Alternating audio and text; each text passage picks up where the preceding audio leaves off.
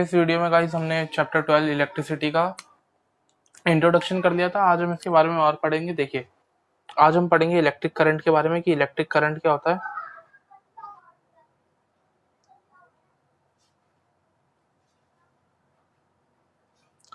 देखिए, electric current बोलते किसे हैं, इसका एक सीधा सा वो है हमारे पास कि it is the flow of charge per unit time is known as electric current.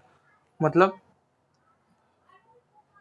It state that the flow of charge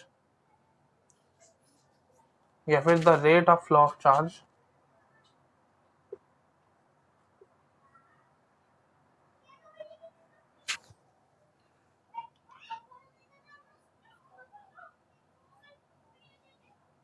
per unit time is called electric current. मतलब पर यूनिट टाइम में हमारे पास किसी भी wire से, मान लीजिए एक wire है, इस वायर से जब इसमें करंट फ्लो कब होगा, जब इस वायर के जो इलेक्ट्रॉन्स है वो इलेक्ट्रॉन्स क्या करेंगे, मूव करेंगे। क्योंकि जो करंट होता है वो करंट गाइस तभी प्रोड्यूस होता है या फिर तभी फ्लो होता है जब किसी भी कंडक्टर के, कंडक्टर मतलब कोई भी ऐसी चीज जिसमें हमारे पास फ्री इलेक्ट्रॉन्स हो जिससे करंट फ्लो हो सके। तो किसी भी वायर वगैरह में जब इलेक्ट्रॉन्स मूव करते हैं तो उन इलेक्ट्रॉन्स की मूवमेंट के कारण क्या होता है, उसमें करंट प्रोड्यूस होता है। अब ये जो इलेक्ट्रॉन्स मूव कर रहे हैं, इलेक्ट्रॉन्स क्या है, एक तरीके से चार्ज पार्टिकल है। तो इलेक्ट्रिक करंट किसे बोला जाएगा, rate of flow of charge per unit time. मतलब एक यूनिट टाइम में कितने चार्ज पार्टिकल हमारे पास किसी भी कंडक्टर से फ्लो हो रहे हैं उसे बोला जाता है उसका इलेक्ट्रिक करंट।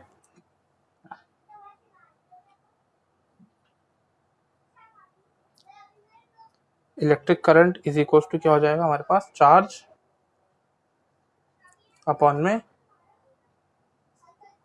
टाइम के। या फिर अगर हम देखें तो इलेक्ट्रिक करंट को हम डिनोट करते हैं आई से, और इसका फॉर्मूला हो जाएगा हमारे पास क्यू अपॉन में टी, जहां पर आई हमारे पास है इलेक्ट्रिक करंट, क्यू का मतलब है चार्ज एंड टी का मतलब है टाइम।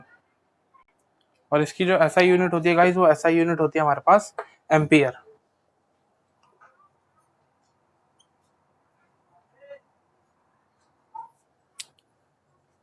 एम्पियर जिसे हम ए से डिनोट करते हैं, I is equal to Q upon T, जहां पे आई हमारे पास इलेक्ट्रिक करंट था, क्यू का मतलब था हमारे पास चार्ज एंड टी का मतलब था टाइम। अगला है इलेक्ट्रिक पोटेंशियल। देखिए,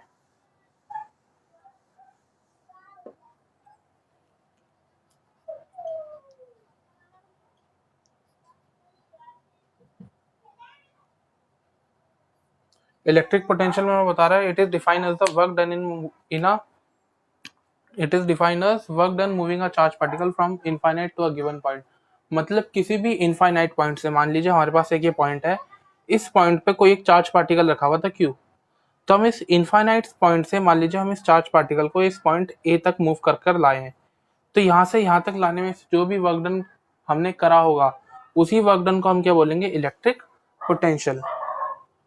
इट इज डिफाइंड एज,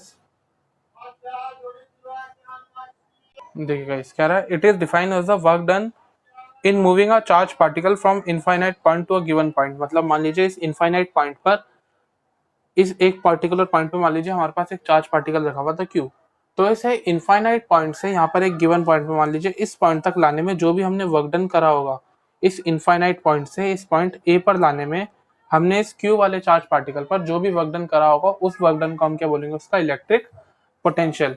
मतलब electric potential is equal to क्या हो जाएगा, इलेक्ट्रिक पोटेंशियल हमारा बराबर हो जाएगा work done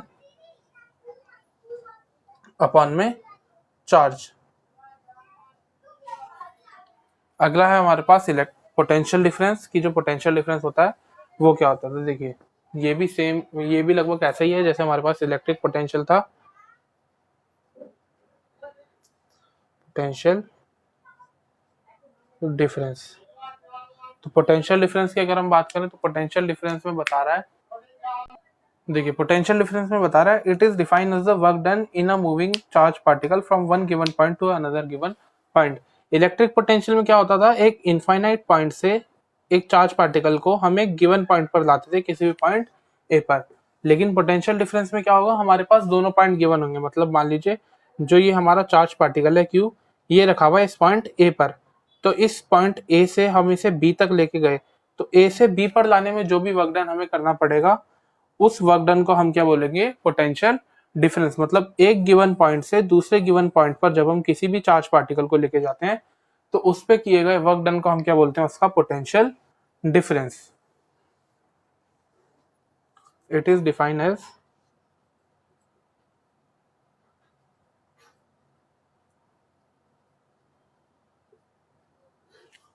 the work done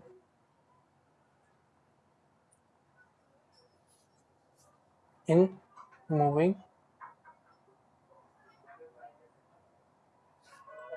a charged particle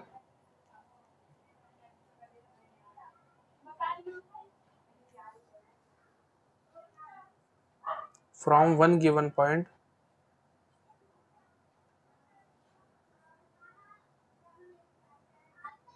to another given point। मतलब एक गिवन पॉइंट ए से किसी दूसरे गिवन पॉइंट बी तक एक चार्ज पार्टिकल को ले जाने में जितना भी वर्क डन किया जाता है, उस वर्क डन को हम क्या बोलते हैं, उसका पोटेंशियल डिफरेंस। तो देखिए पोटेंशियल डिफरेंस का अगर हम एक्सप्रेशन देखें, तो पोटेंशियल डिफरेंस का एक्सप्रेशन क्या हो जाएगा हमारे पास, पोटेंशियल डिफरेंस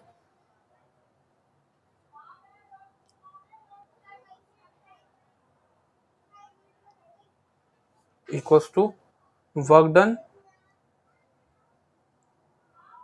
अपॉन में चार्ज, जहां पे वर्क डन कौन सा होगा कि एक पॉइंट से दूसरे पॉइंट तक ले जाने में कितना वर्क डन हो रहा है। पोटेंशियल डिफरेंस को हम डिनोट करते हैं V से, वर्क डन को डिनोट किया जाता है गाइस W से, एंड चार्ज को डिनोट करते हैं हम Q से। तो ये हमारा हो गया पोटेंशियल डिफरेंस का फॉर्मूला कि V is equal to W upon Q। इसकी SI यूनिट जो होती है,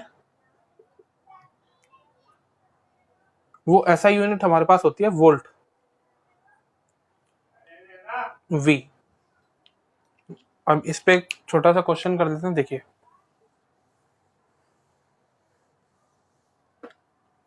मान लीजिए हमें एक चार्ज पार्टिकल दे रखा है Q, जिसका चार्ज है कितना, 2 कूलम का, पोटेंशियल डिफरेंस उसका है 12 वोल्ट।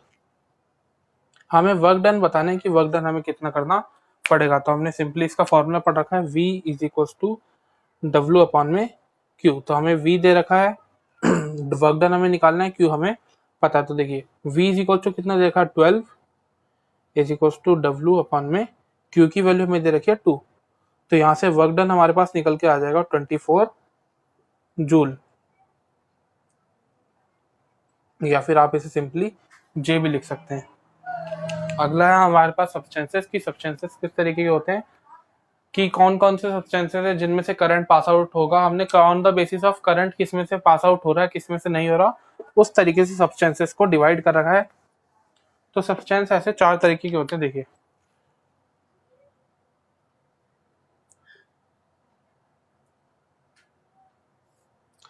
पहला होता है हमारे पास इंसुलेटर, दूसरा सेमीकंडक्टर,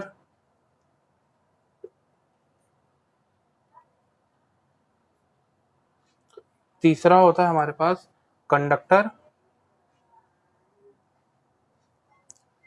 एंड चौथा होता है हमारे पास सुपर कंडक्टर।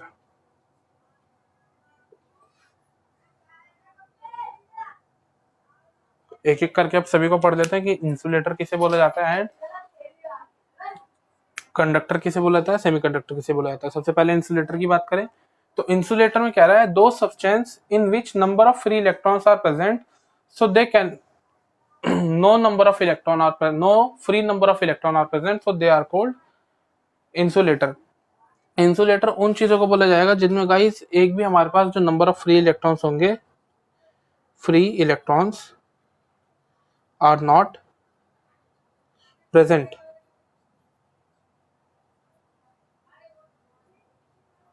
मतलब इंसुलेटर उन सब्सटेंसेस को बोला जाता है जिसमें एक भी फ्री इलेक्ट्रॉन क्या हो, प्रेजेंट ना हो। फ्री इलेक्ट्रॉन्स के हम क्यों मांग रहे हैं, क्योंकि जो इलेक्ट्रॉन्स होते हैं उन्हीं इलेक्ट्रॉन्स के थ्रू क्या होता है, जो करंट होता है वो फ्लो होता है। अब किसी चीज में मान लीजिए इलेक्ट्रॉन्स ही हमारे पास प्रेजेंट नहीं है तो उसमें करंट फ्लो होगा ही नहीं। तो इंसुलेटर वही सब्सटेंसेस होते हैं जिसमें एक भी फ्री इलेक्ट्रॉन प्रेजेंट नहीं होता, तो उन सब्सटेंसेस को हम बोलते हैं इंसुलेटर। इंसुलेटर्स के एग्जांपल में आ जाते हैं हमारे पास प्लास्टिक एंड वुड। इसका एग्जांपल देखें तो एग्जांपल क्या हो जाएगा, प्लास्टिक एंड वुड, और भी बहुत सारे एक्सेट्रा। प्लास्टिक में आपने देखा होगा करंट फ्लो नहीं होता, जो लकड़ी होती है वुड में भी करंट फ्लो नहीं होता। तो ये दोनों क्या है हमारे पास इंसुलेटर के एग्जांपल है। लकड़ी जब गीली हो जाती है गाइस उसमें से करंट फ्लो होने लग जाता है, लेकिन जो सूखी लकड़ी होती है उसमें करंट फ्लो नहीं होता। गीली लकड़ी में से भी गाइस करंट फ्लो इसलिए होता है क्योंकि जो हमारे पास वुड होगी उस वुड पे जब पानी पड़ जाएगा तो उस पे क्या करेगा, जो H2O के मॉलिक्यूल्स होंगे वो उसके रिएक्ट कर लेंगे, उसके साथ रिएक्ट कर लेंगे, और H2O के पास अपने नंबर ऑफ फ्री इलेक्ट्रॉन्स होते हैं, इसलिए जो गीली लकड़ी होती है उसमें से करंट फ्लो होता है, लेकिन सूखी लकड़ी में से करंट फ्लो नहीं होता। सेमीकंडक्टर की बात करें, सेमीकंडक्टर में बता रहा है electrons are free in moderate amount so they conduct electricity in moderate quantity. मतलब ये बहुत छोटे स्मॉल अमाउंट में हमारे पास क्या होंगे, फ्री इलेक्ट्रॉन्स प्रेजेंट होंगे। Small amount of free electrons present. तो इसमें क्या है हमारे पास small amount of free electrons present है, इस कारण ये क्या करेगा, एक स्मॉल अमाउंट में अपने अंदर से करंट पास आउट होने देगा। इसके एग्जांपल में आ जाता है हमारे पास सिलिकॉन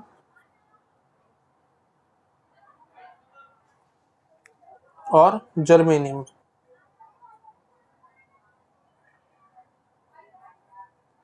एक्सेट्रा। तो सेमीकंडक्टर वो होंगे जिसमें क्या होंगे, जो हमारे फ्री इलेक्ट्रॉन्स हैं वो बहुत स्मॉल अमाउंट में प्रेजेंट होंगे या फिर एक मॉडरेट अमाउंट में प्रेजेंट होंगे। तो उसी कारण ये क्या करेंगे, स्मॉल अमाउंट में अपने अंदर से इलेक्ट्रिसिटी पास होने देंगे। कंडक्टर की बात करें तो कंडक्टर के बारे में बता रहा है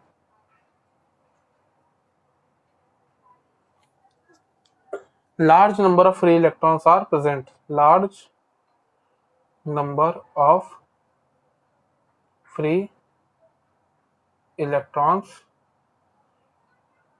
are present। इसमें large number of free conductors में क्या होते हैं, large number of free electrons हमारे पास, कंडक्टर्स में क्या होगा, large number of free electrons हमारे पास प्रेजेंट होंगे, जिसके कारण इसमें से जो इलेक्ट्रिसिटी होगी वो इलेक्ट्रिसिटी बहुत ज्यादा हाई अमाउंट में पास हो सकती है। कंडक्टर के एग्जांपल में आ जाता है हमारे पास आयरन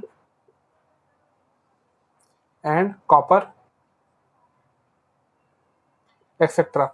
आयरन एंड कॉपर आपने देखा होगा, जो घर में हमारे पास इलेक्ट्रिकल अप्लायंसेस यूज होती हैं तो उनके वायर्स वगैरह में भी हम कॉपर का यूज करते हैं, क्योंकि कॉपर क्या होता है, कंडक्टर होता है, इसमें से करंट इजीली पास आउट हो सकता है। अगर सुपर कंडक्टर की बात करें तो सुपर कंडक्टर में हमारे पास बता रहे, देखिए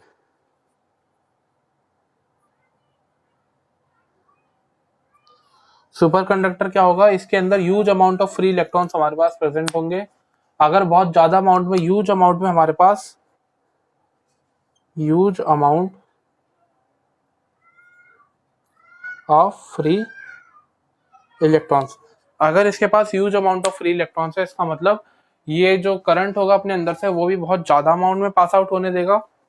इसलिए हम इसे क्या बोलते हैं, सुपर कंडक्टर। क्यों? क्योंकि इसके अंदर से जो करंट होता है वो बहुत ज्यादा अमाउंट में पास आउट हो सकता है, क्योंकि इसके पास जो नंबर ऑफ फ्री इलेक्ट्रॉन्स होते हैं वो बहुत ज्यादा होते हैं।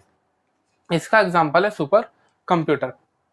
तो ये था गाइज आज की वीडियो में। अगर आपको वीडियो अच्छी लगी हो तो वीडियो को लाइक कीजिएगा, चैनल को सब्सक्राइब करना ना भूलें। Thanks for watching.